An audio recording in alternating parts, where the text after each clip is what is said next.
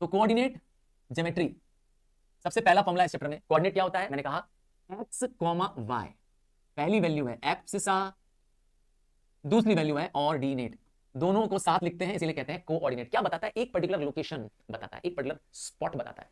Formula आता है division या सेक्शन फॉर्मूला, डिवीजन या सेक्शन फॉर्मूला। ये फॉर्मूला दिया हुआ है 3,4, कोऑर्डिनेट बी 7,10, ठीक है।